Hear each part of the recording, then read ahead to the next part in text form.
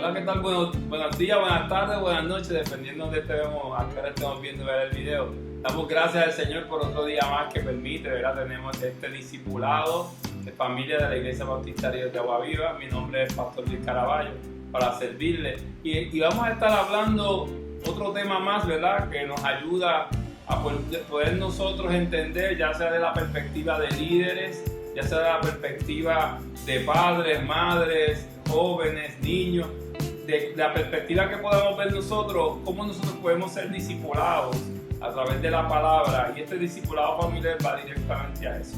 Y te voy a hacer una pregunta, como siempre, ¿verdad? Comenzamos.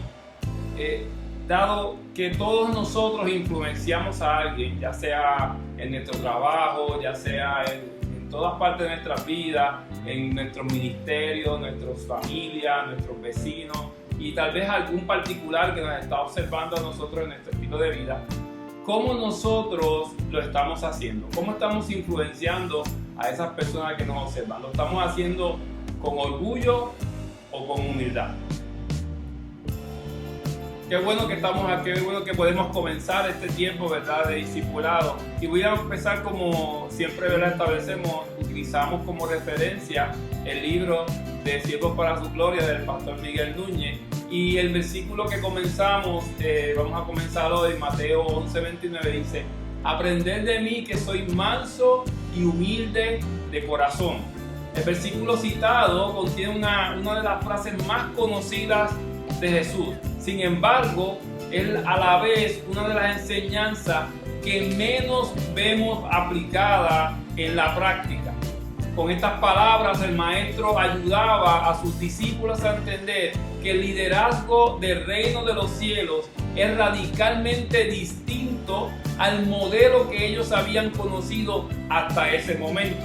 Y hemos hablado, ¿verdad?, con relación a esto, y es que de alguna manera los modelos de liderazgo del mundo lo están implementando dentro de la iglesia, cuando sabemos que eso es un error. Y el Señor nos dice, a través de lo que vamos a estar aprendiendo durante el día de hoy, que el liderazgo se ejerce diferente a lo que el mundo está ofreciendo. Una vez más, vemos como Cristo está más interesado en lo que somos que en lo que hacemos.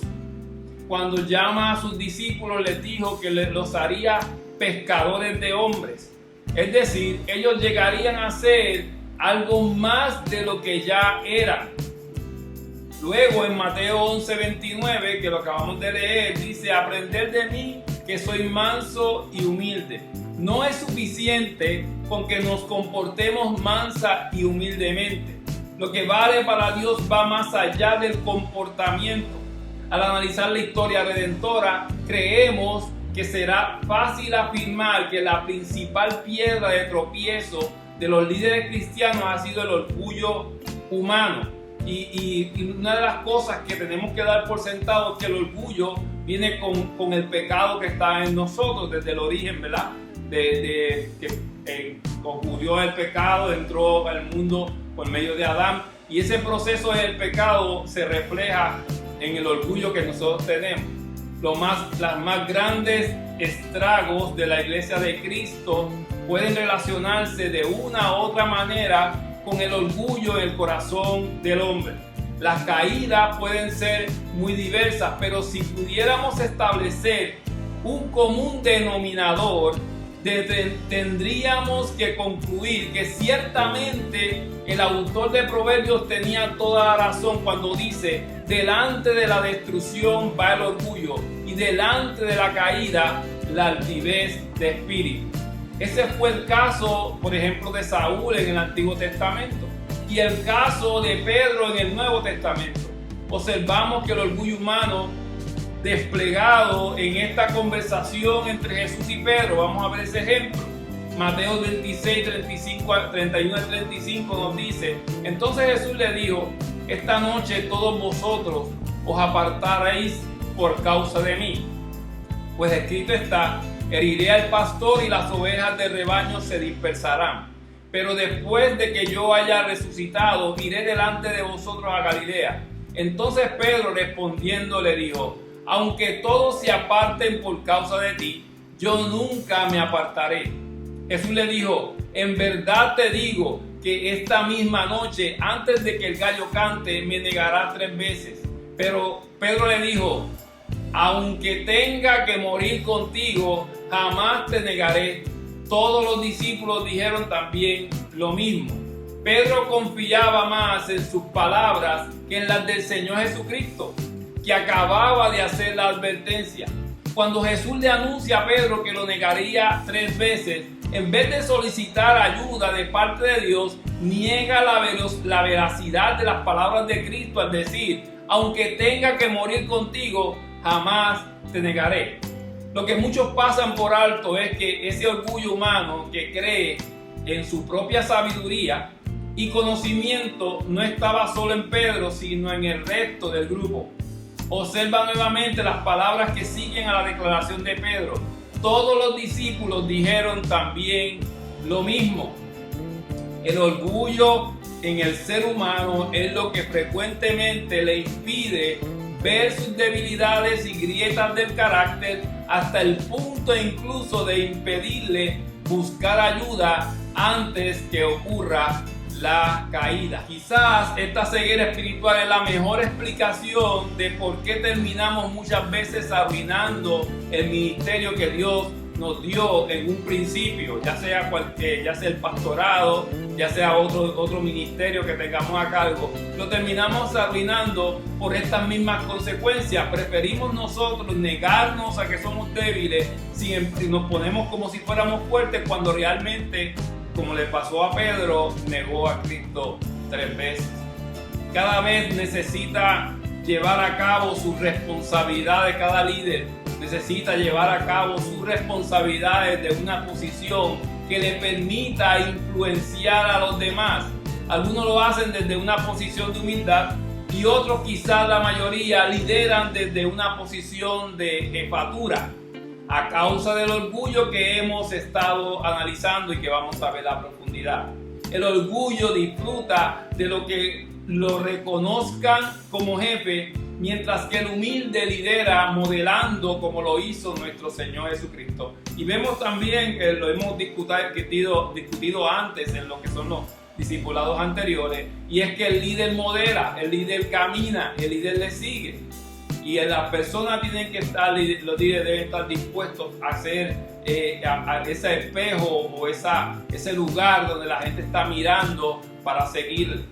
Y comenzamos hablando la influencia de un líder. ¿Cuál es la influencia que tiene un líder? El líder puede ocupar una posición y lograr que la gente haga lo que le ordena, sin que necesariamente logre cambiar el carácter de las personas que lidera. Esto último, la transformación del carácter, debiera ser la meta de todo líder, porque sería una forma importante de preparar a las personas para cuando la cabeza falte. Es notorio ver cómo Cristo, por encima de cualquier líder de la historia, logró preparar el liderazgo que dirigiría al movimiento, moderando un estilo de vida congruente con sus palabras. Tan influyente fue este modelo que logró cambiar el carácter de sus seguidores. Se suele codiciar una posición, pero raramente vemos que se codicie el carácter santo de otra persona. Alguien puede desear el carácter de otro, pero es poco probable que lo codicie de la misma manera que se codicia una posición. Muchas de las personas desean tener el carácter que ven en un líder, por ejemplo, cristiano, pero no tienen ese deseo, esa pasión, sin embargo, para poder entonces llegar a la posición a la cual están y quisieran llegar que él tiene. Cuando alguien ocupa una posición, suele suceder que los demás la codician, pero muchas veces Dios, a propósito, no nos otorga la posición para trabajar el orgullo en nosotros primero. La posición solo nos da el lugar para que nuestro carácter manso y humilde ejerza la influencia. La posición no necesariamente influye de modo positivo en el carácter de los demás, como lo vemos en las vidas de todos los emperadores y dictadores del pasado. Cristo, con menos posición que Pilato, logró cambiar a un número incalculable de personas. Cristo nunca necesitó ocupar una posición, de hecho la tenía, pero no sintió la necesidad de poseerla porque su sentido de seguridad radicaba en su relación con Dios Padre. Y así debemos ser nosotros. Por tanto, Cristo no tenía que reclamar la posición que más bien le fue concedida voluntariamente por aquellos que lo seguían. Esto lo vemos en las siguientes palabras. Miren lo que dice Mateo 22:16. Maestro, sabemos que eres veraz y que enseñas el camino de Dios con verdad y no buscas el favor de nadie porque eres imparcial. Estas palabras fueron pronunciadas por sus opositores, lo que habla de que otros llegaron a reconocer su autoridad.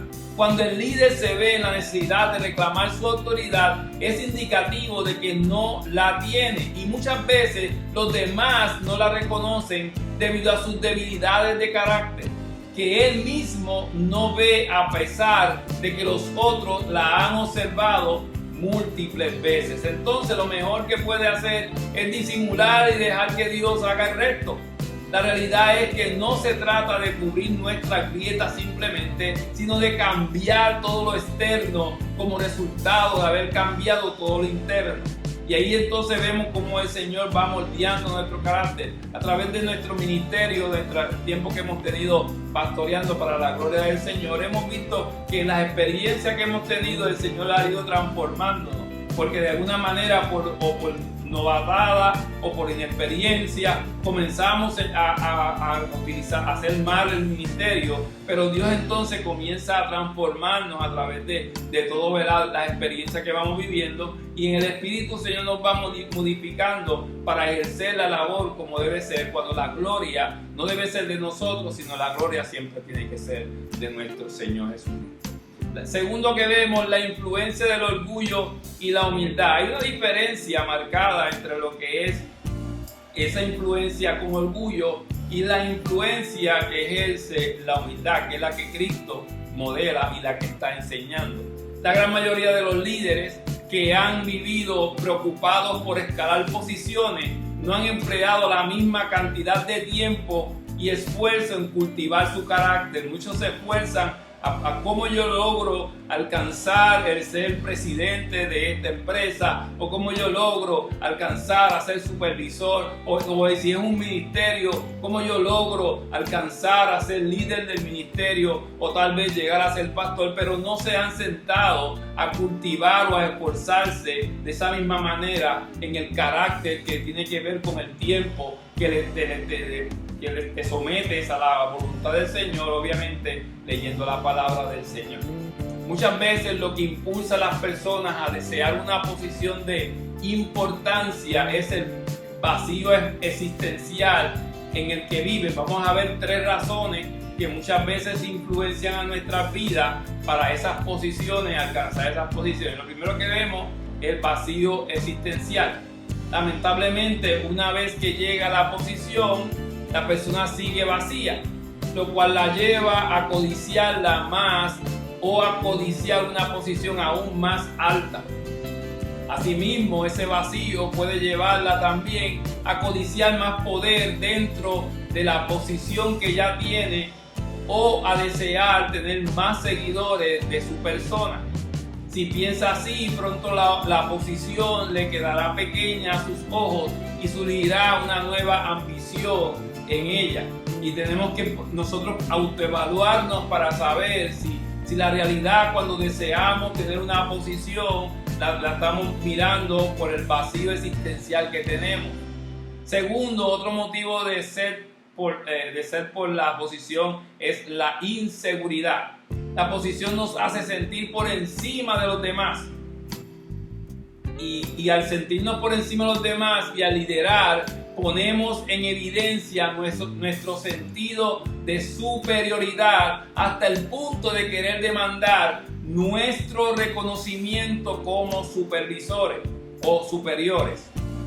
La realidad es que ese tipo de líderes frecuentemente se los obedece, pero no se les respeta. En ocasiones la gente tiene más respeto por alguien que está en una posición inferior de liderazgo, pero que tiene un mejor carácter. Una buena ilustración que podemos utilizar allí es la siguiente: cada uno de nosotros camina mirando hacia adelante, mirando a los demás. Si pudiéramos caminar mirando hacia nuestro interior, quizás podríamos ver mejor dónde estamos agrietados. Necesitamos detenernos a reflexionar, o que alguien nos ayude colocando delante de nosotros un espejo que nos permita ver lo que antes no habíamos podido observar. Nuestro mejor espejo es la palabra de Dios. La palabra de Dios viene a ser aquella que nosotros podemos mirar y a través del caminar del Señor Jesucristo y cómo Él se refleja a través de los evangelios, pueden alumbrar a nuestras vidas y poder nosotros a ver a quién podemos seguir, cómo lo debemos seguir a Él. Pero el hombre es capaz de verse aún en ese espejo de la palabra y seguir caminando creyendo que cumple el estándar de Dios. Santiago lo dice de esta manera: sed hacedores de la palabra y no solamente oidores, que se engañan a sí mismos. Porque si alguno es oidor de la palabra y no hacedor, es semejante a un hombre que mira su rostro natural en un espejo, pues después de mirarse a sí mismo inmediatamente se olvida de qué clase de persona es. Finalmente, la gente también codicia escalar posiciones por su hambre de poder. Vemos vacío existencial, inseguridad y por último, hambre de poder. Ese es un mal generalizado debido a que la persona quiere controlar al otro y sus circunstancias para sentirse segura y como una forma de garantizar que su agenda sea la que prevalezca. Como esa es la meta, las personas concluyen que la manera de hacerlo es alcanzando poder. La realidad es que nunca hemos estado en control. Dios es el dueño, gerente, general de su universo. Mientras más nos parece que tenemos el control, más seguros nos sentimos, o por lo menos eso creemos. Pero cuando vivimos de esa manera, nunca llegamos a sentirnos completamente seguros. Afirmamos que Dios tiene el control, ¿verdad? Pero vivimos pensando, por lo menos subconscientemente, que la única manera de controlar es tener el poder sobre aquello que queremos dominar.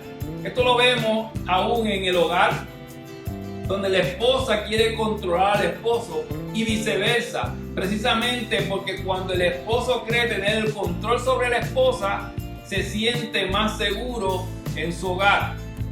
Pero al final lo que necesitamos es una relación sólida con Dios, que nos permita caminar reconociendo que nuestro sentido de valor y seguridad no está en nosotros, sino está en Cristo.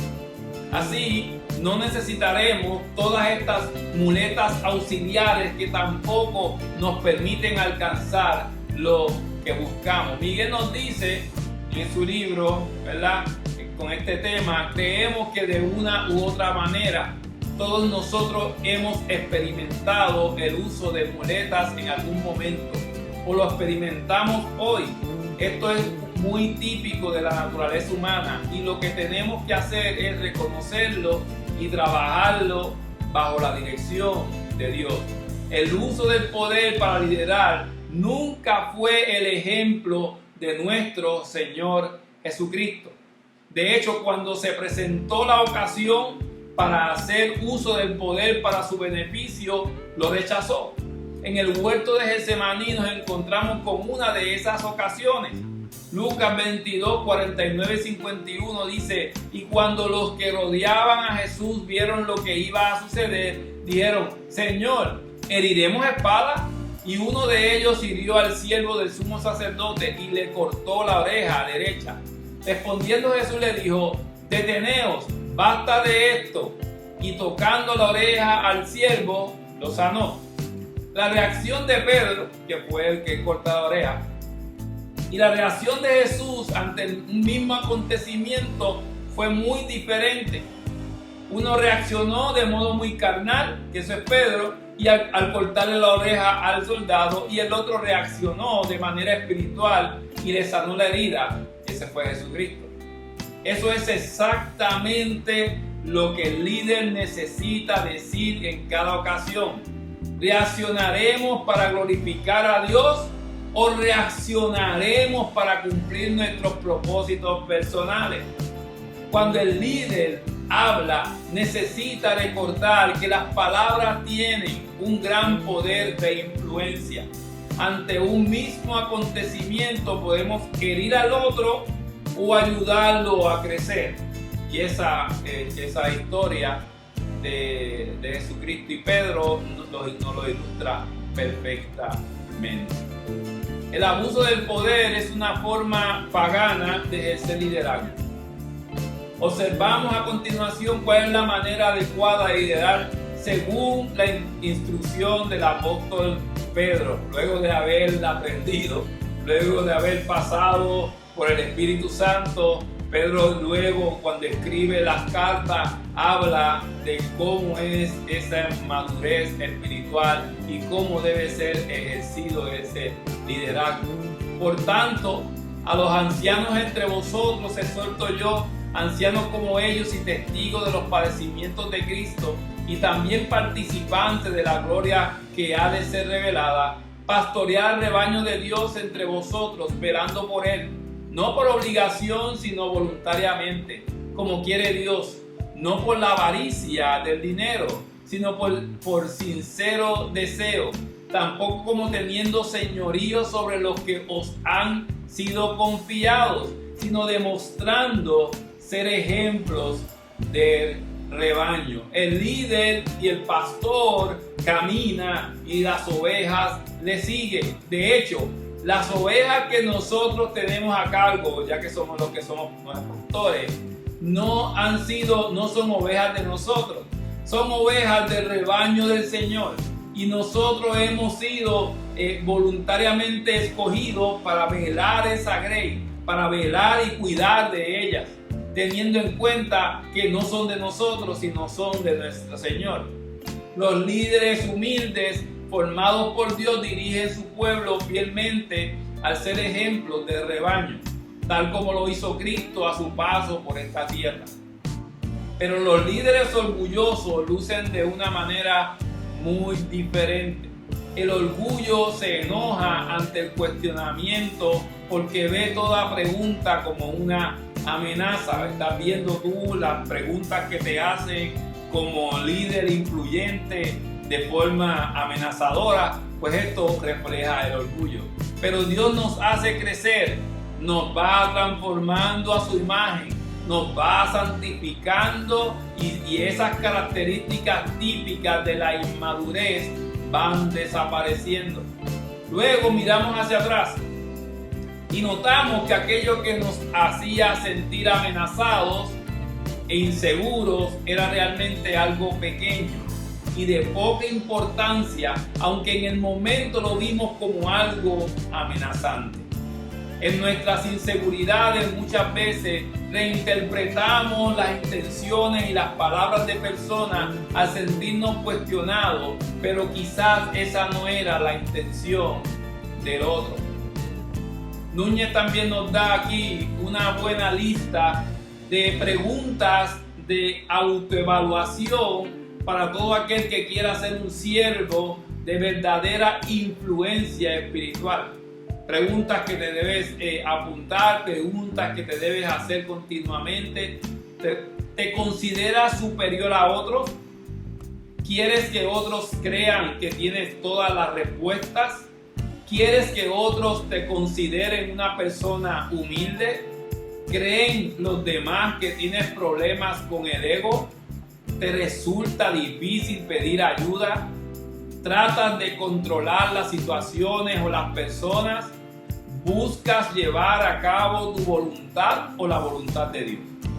¿Crees con frecuencia que tienes la razón y que los demás están equivocados? te ofendes cuando te critican, te cuesta pedir perdón, te cuesta someterte a las autoridades. Y ahí vemos nosotros que estas preguntas nos impactan a nosotros que somos líderes de alguna manera. Como le hemos dicho, es lo que consideramos un devocional familiar, porque pueden ser aplicadas ya sea al pastor de una iglesia, ya sea al líder en algún tipo de trabajo secular que esté ejerciendo, o ya sea en el hogar como padre de familia, como el que Dios ha puesto, ¿verdad?, para guiar a su familia, inclusive esposas e hijos, en someterse. Y vamos ahora a ver el perfil de un líder. Hemos visto, ¿verdad?, lo que es la humildad, y lo que hemos visto también el orgullo. Y vamos a ver cómo debe ser el perfil entonces de un líder. Los líderes humildes no confían en su sabiduría ni en su preparación, en sus logros, ni en sus dones ni talentos, sino que su confianza está depositada exclusivamente en Dios. Y eso es algo que siempre lo hemos dado a conocer, y es que no importando la capacidad que Dios te haya dado, por ejemplo, o los estudios que tú tengas con relación a teología, ya sea un bachillerato, alguna maestría, algún doctorado, realmente nosotros no podemos ampararnos en todo nuestro conocimiento, sino tenemos que estar exclusivamente depositando nuestra confianza en Dios, que es el que nos da por su misericordia la oportunidad de estudiar. Y siempre hemos dicho, la razón por la cual nosotros debemos estudiar es para humillarnos más. No es para ponernos más orgullosos, sino todo lo contrario, para aprender del Señor Jesucristo, y a la medida que yo vaya aprendiendo más, profundizando en su palabra, me humillo continuamente en nuestro servicio a Dios y dependencia de Él. El líder humilde ha asimilado la sabiduría del autor de Proverbios, que dice: confiad en el Señor con todo tu corazón y no te apoyes en tu propio entendimiento.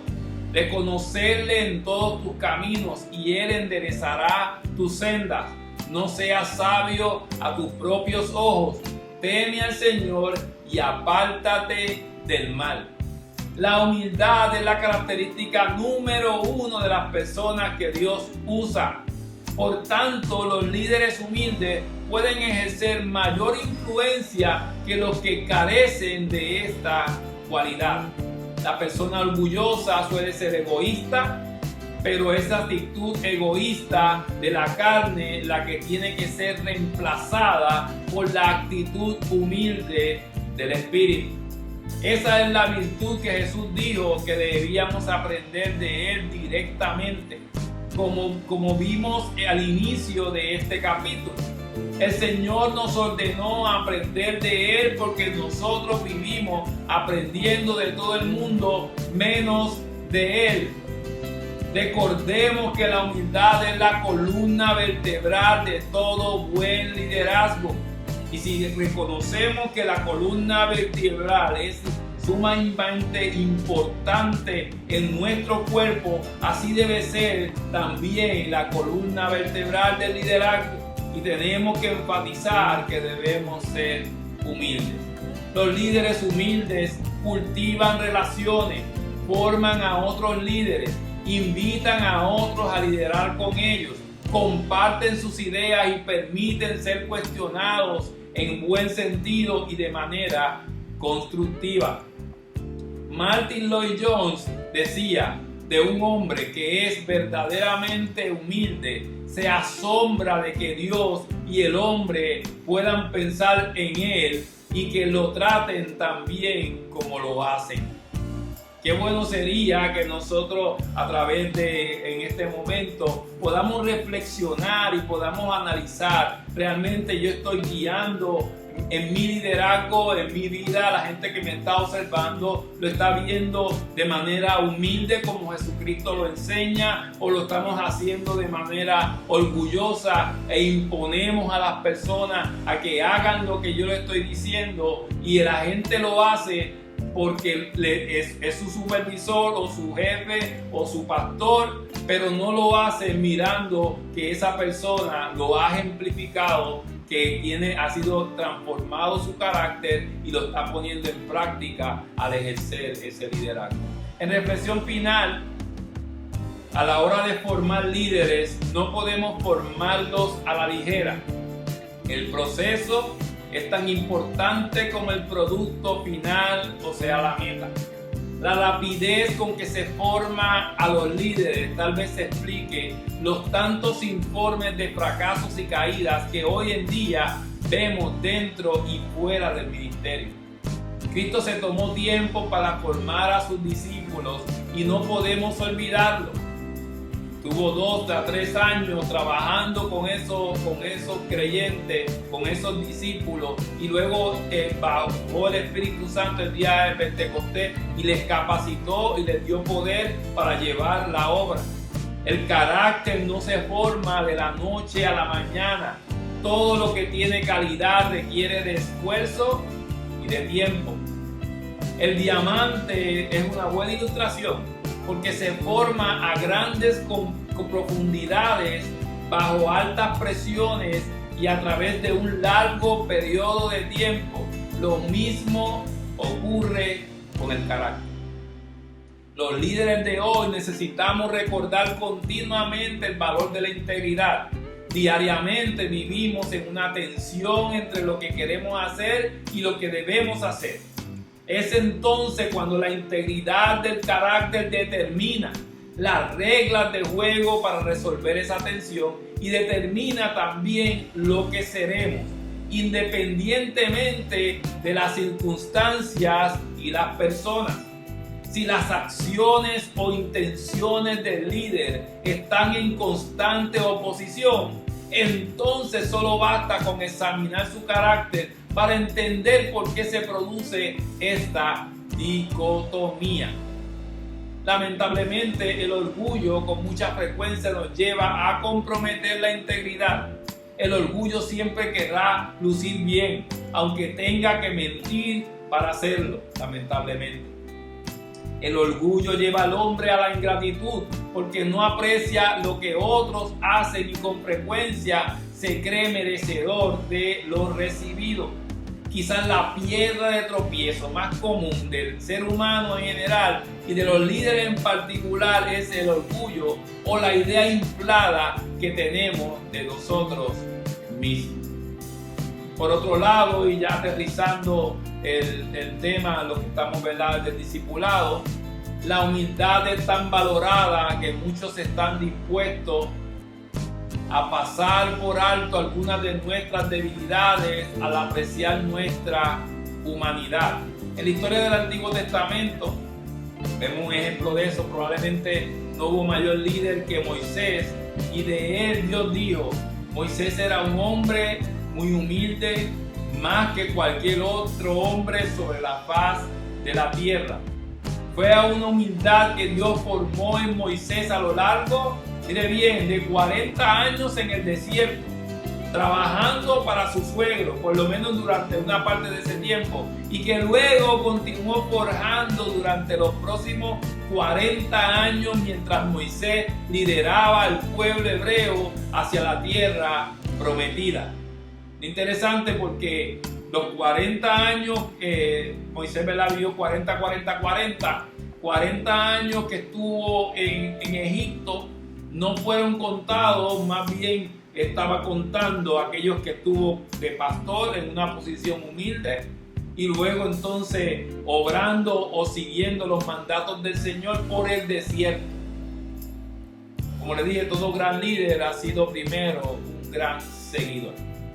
Finalmente, tengamos presente que después de la aprobación de Dios, lo más importante en la vida de un líder no es la posición que ocupa o el título que ostenta, sino la integridad del carácter con la que vive, la congruencia entre sus palabras y sus acciones.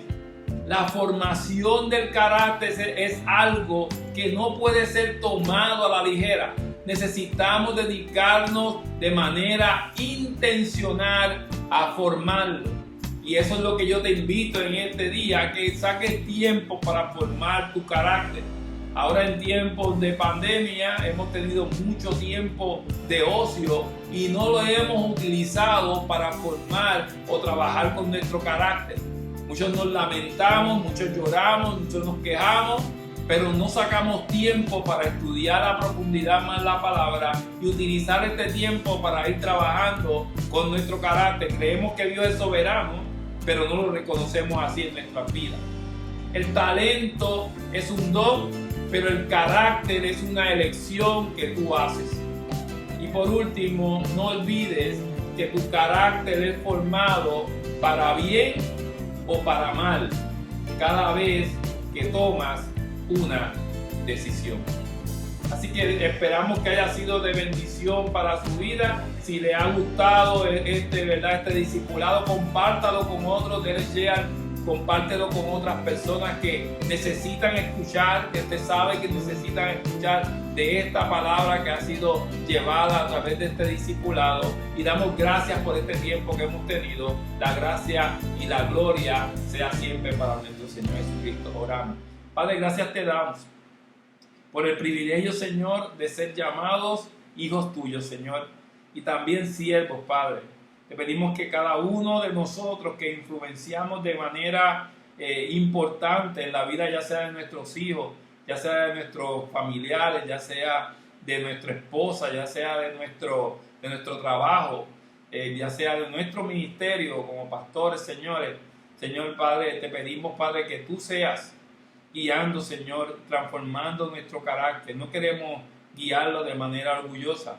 Queremos reconocer que tenemos el orgullo intrínseco en nosotros por el pecado, pero también queremos reconocer que tú nos transformes, Señor, que tú, a medida que tu Espíritu Santo va moldeando nuestras vidas, Señor, sometiéndonos a esa voluntad, nuestro carácter ha sido moldeado a través del ejemplo o el espejo que está en la palabra del Señor.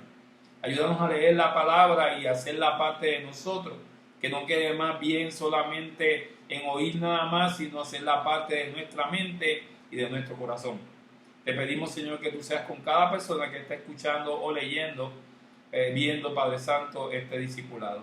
Bendice, Señor, este tiempo. Te damos gracias, Padre, en el nombre poderoso de tu Hijo amado Jesús. Amén y amén. Dios me los bendiga.